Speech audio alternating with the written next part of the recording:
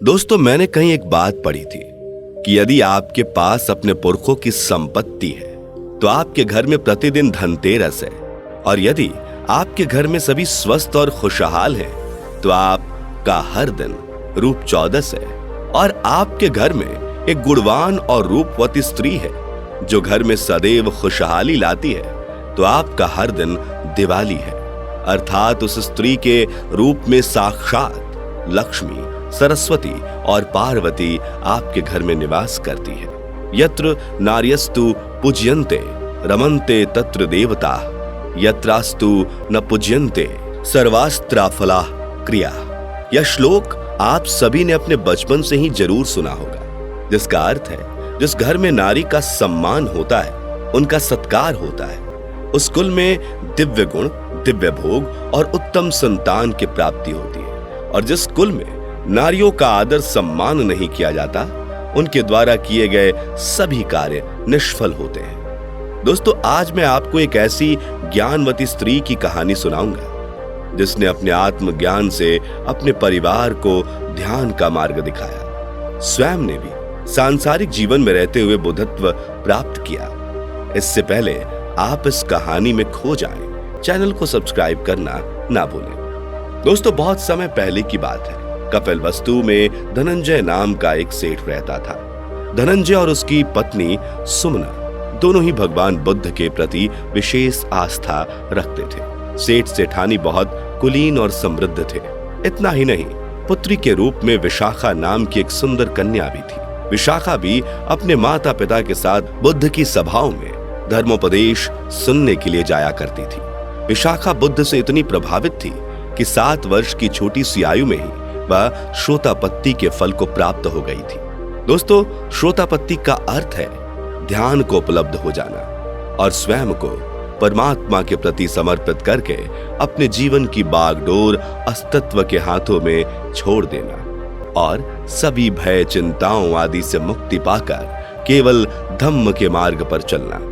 किसी भी मनुष्य की आध्यात्मिक यात्रा के शुरू होने के लिए आवश्यक है कि वह श्रोतापत्ति को उपलब्ध हो। जब मनुष्य के शरीर में स्थित 7 चक्रों में से तीसरा चक्र अर्थात मणिपुर चक्र खुल जाता है तो वह स्वतः ही ध्यान में लीन हो जाता है और दीन दुनिया से एक अलग ही सुख में अपना जीवन जीता है। ऐसे व्यक्ति के लिए अवसरों की आवश्यकता भी समाप्त हो जाती है और वे हर दिन उत्सवों में होते हैं और यहीं से बुद्धत्व को प्राप्त करने की यात्रा प्रारंभ हो जाती है।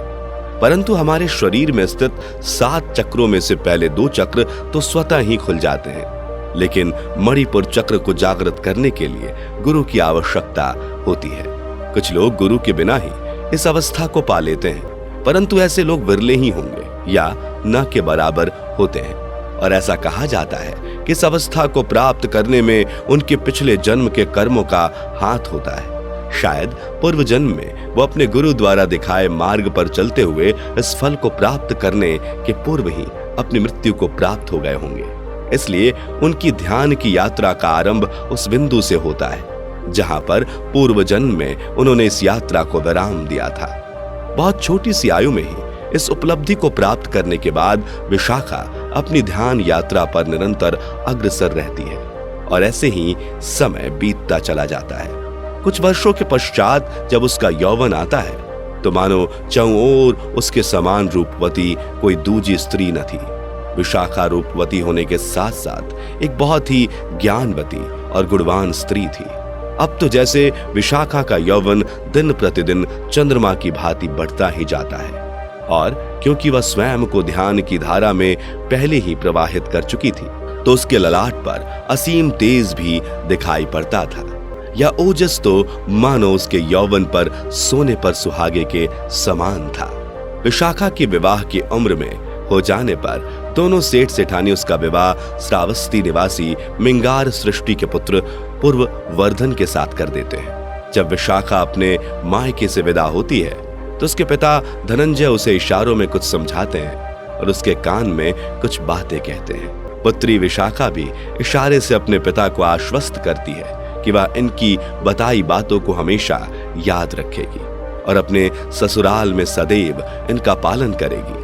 पिता पुत्री के इस क्रियाकलाप को विशाखा का ससुर चुपचाप देखता रहता है और उन सभी की बातें सुनकर मनी मन अपने अनुरूप कुछ आकलन करने लगता है। जब विशाखा अपने ससुराल में प्रवेश करती है तो देखती है कि उसके ससुराल में कितनी संपन्नता है। सुंदर महल सा घर, धन संपदा की कोई कमी नहीं, सब कुछ कितना भव्य है। ससुराल में विशाखा अपने पिता की बताई एक बात का अनुसरण करते हुए अपने गृहस्थ जीवन में प्रवेश करती है।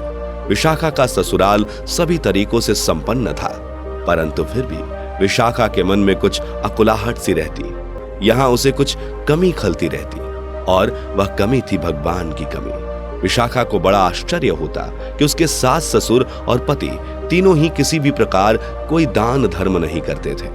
किसी धार्मिक कार्य में उनकी कोई रुचि ही नहीं है। और सबसे अधिक विचारणीय बात तो यह थी कि श्रावस्ती में रहते हुए भी भला कोई भगवान बुद्ध के प्रभाव से वंचित रह जाए, यह कैसे संभव है।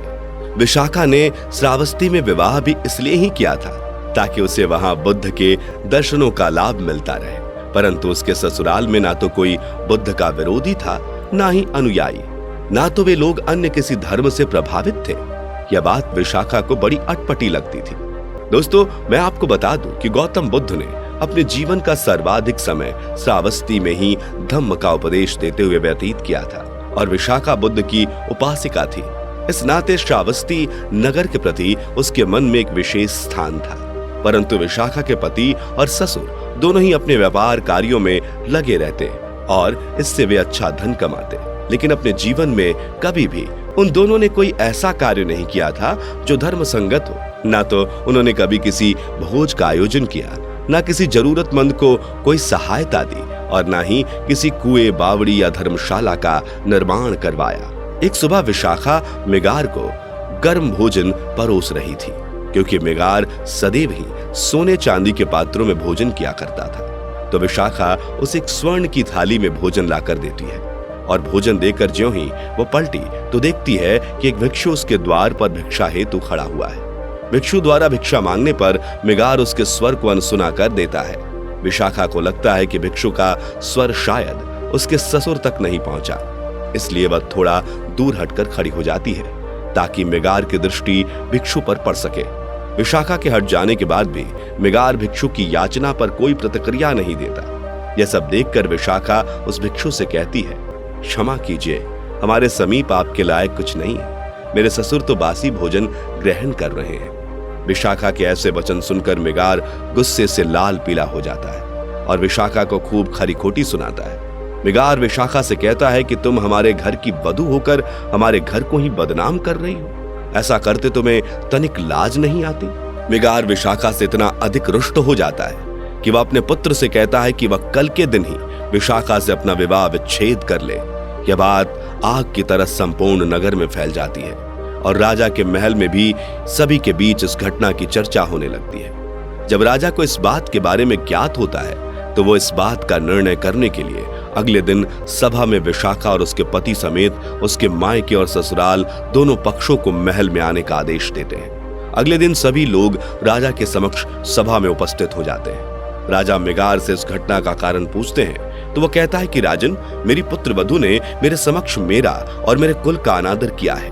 इसने एक बौद्ध भिक्षु को यह कहकर लौटा दिया कि मेरे ससुर तो बासी भोजन ग्रहण कर रहे हैं और आप यहाँ से चले जाइए, यहाँ आपको देने लायक कुछ नहीं है। मिगार कहता है कि जिस स्त्री के कारण मेरे कुल का इतना अपमान हुआ है, मैं उसे एक क्षण भी अपने घर में नहीं रखूंगा। आप मेरे पुत्र को स्त्री से विवाह विच्छेद की आज्ञा दें। मिगार की सारी बातें सुनने के पश्चात राजा विशाखा से कहता है कि क्या तुम्हारे ससुर द्वारा लगाए गए सभी आरोप सर्वथा सत्य हैं? राजा की बातों के उत्तर में विशाखा कहती है कि राजन, मेरे ससुर का एक एक वचन सत्य है। मैंने उन भिक्षु को ऐसा ही कहा था, परंतु ऐसा कहने के पीछे मेरा आशय कुछ और था।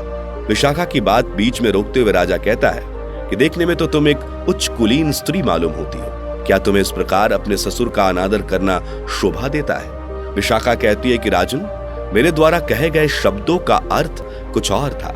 आपकी आज्ञा हो तो मैं आपके समक्ष कहती हूँ। राजा विशाखा को उसकी बातें रखने की अनुमति देते हैं। विशाखा कहती है कि राजन, मेरे ससुराल में असीम धन संपदा है, सभी खुशहाल हैं, किसी प्रकार की कोई कमी नहीं है, सभी लोग स्वस्थ हैं। परंतु मुझे इस बात का आश्चर्य होता है कि आज तक मेरे ससुर ने कोई भी दान धर्म का कार्य नहीं किया, कभी किसी आसक्त की मदद नहीं की। मेरी नजर में तो उन्होंने कोई ऐसा कार्य नहीं किया जिसके परिणाम स्वरूप उन्हें इतना धन, वैभव और आरोग्य प्राप्त हुआ है। मुझे तो लगता है कि यह सब फल इनके पूर्व जन्म के अच्छे कर्मों का है, जिसकी फसल ये इस जीवन में काट रहे हैं। इसलिए मैंने इनकी संपदा की तुलना बासी भोजन से की। विशाखा की बात से राजा बहुत प्रभावित होता है, परंतु मिगार बोल उठता है कि राजन, बात सिर्फ इतनी नहीं है। जब मायके से इसकी विदाई होकर यह हमारे घर आ रही थी, तब इसके पिता ने भी इसे ऐसी ही सीख दी थी, जिससे हमारे घर की जग हंसाई हो। यह सुनकर राजा विशाखा से प्रश्न करते हैं कि क्या तुम्हारे ससुर के वचन सत्य हैं? राजा के प्रश्न का उत्तर देते हुए विशाखा कहती है कि हाँ महाराज, मेरे पिताजी ने विदा करते समय मुझे कुछ सीख दी थी और आज तक मैं अपने ससुराल में उन्हीं का पालन कर रही हूं। विशाखा की बात समाप्त होते ही मिगार तेजी के स्वर में कहता है, देखा महाराज, यह खुद अपने मुख से स्वीकारती है कि इसके पिता ने हमारे खिलाफ भड़काया है। मैंने खुद सुना था, इसके पिता इससे कह रहे थे कि विवाह के बाद ना तो कभी घर की आग बाहर ले जाना और ना ही बाहर की आग घर लाना। अब आप ही बताइए, क्या समाज में रहते हुए यह संभव है कि आस पड़ोस से आग न लानी पड़े और जरूरत पड़ने पर उन्हें आग न दी जाए? इसके अलावा भी बहुत सी बातें इसके पिता ने इससे कही और यह उनका पालन करते हुए मेरे कुल की मर्यादा को धूमिल कर रही है। इसीलिए मैं इसी क्षण अपने पुत्र का विवाह विच्छेदन करना चाहता हूं। मिगार की बातें सुनकर विशाखा मुस्कुराते हुए कहती है कि मेरे पिता ने मुझसे यही कहा था, परंतु यहां पर भी आपने उनकी बातों का गलत अर्थ निकाल लिया। विशाखा की बात सुनकर राजा उसे उन सभी बातों को एक एक करके विस्तार पूर्वक समझाने को कहता है। तब विशाखा कहती है कि मेरे पिताजी ने मुझसे 10 बातें कही थी। सबसे पहले 2 बातों में उन्होंने कहा था कि घर की आग कभी बाहर मत ले जाना, और दूसरी बात कि बाहर की आग कभी घर मत लाना। इन बातों का अर्थ है कि ससुराल में किसी का व्यवहार तुम्हारे प्रति अनुचित हो या कोई कमी होने पर कभी आस पड़ोस में या किसी भी अन्य से अपने ससुराल की निंदा मत करना। तुम स्वयं ही अपने स्तर पर उन्हें सुलझाने का प्रयास करना। और दूसरी बात, बाहर के कलेश या फिर कोई तुम्हारे परिवारजनों की निंदा करता है, उस बात को भी आकर अपने घर में मत कहना। मिगार कुछ क्रोधित स्वर में कहता है कि बाकी बातों के अर्थ तो हमारी हंसी कराने वाले ही ना है। तब विशाखा आगे कहती है कि नहीं ससुर जी, मेरे पिताजी ने तीसरी और चौथी बात कही थी कि जो दे उसको देना और जो ना दे उसको ना देना, अर्थात कर्ज अथवा पैसे या वस्तु उसी को देना जो तुम्हें वापस लौटा सके, और जो लौटा पाने में सक्षम ना हो उसे मत देना। फिर उन्होंने कहा था कि जो देता है उसको भी और जो नहीं देता है उसको भी देना।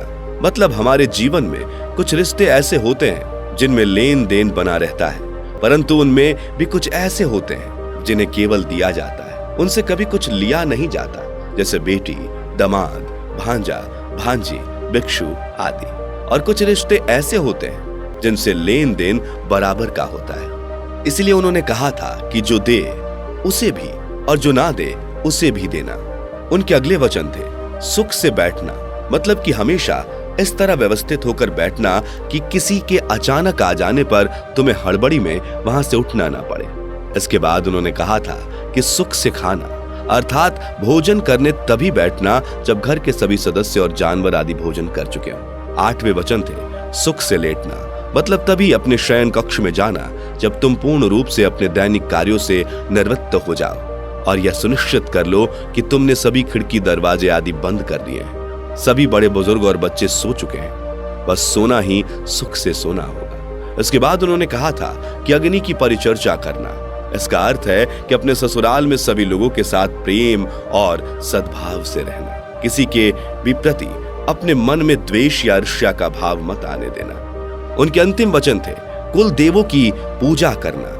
इसका अर्थ है कि घर बाहर के सभी बड़े बुजुर्गों, साधु महात्माओं का सम्मान करना, उनका देवताओं के समान आदर करना, भूल कर भी उनका अपमान मत करना। विशाखा की बातें सुनकर मिगार की आंखों से अश्रु की धारा बहने लगती है। वह विशाखा से कहता है कि पुत्री, मुझे क्षमा कर दो, मैं तुम्हें समझ नहीं पाया। सभा में उपस्थित सभी लोग विशाखा की बातों से बहुत प्रभावित होते हैं और खुद मिगार भी विशाखा से इतना अधिक प्रभावित होता है कि वह सभा में सभी के सामने विशाखा को अपनी गुरु मां स्वीकार कर लेता है और बौद्ध धर्म अपनाकर बुद्ध के सबसे प्रिय शिष्यों में से एक कहलाता है। आगे चलकर विशाखा श्रावस्ती में एक 5 मंजिला बौद्ध विहार का निर्माण करवाती है, जिसके अवशेष आज भी देखे जा सकते हैं। कहा जाता है कि उस समय उसके विहार के निर्माण में 20 करोड़ स्वर्ण मुद्राएं खर्च हुई थी और उस 5 मंजिला विहार में 1000 भिक्षु आराम से रह सकते थे। इस प्रकार विशाखा सांसारिक जीवन में रहते हुए बुद्धत्व को प्राप्त हुई और बुद्ध की महाउपासिका कहलाई। उम्मीद करता हूं कि यह ज्ञानवर्धक कहानी आपको पसंद आई होगी। इस कहानी के बारे में आप अपनी राय हमें कमेंट करके जरूर बताएं और आगे भी ऐसी रोचक कहानियां सुनते रहने के लिए हमारे चैनल को सब्सक्राइब करना और फेसबुक पेज को फॉलो करना ना भूलें।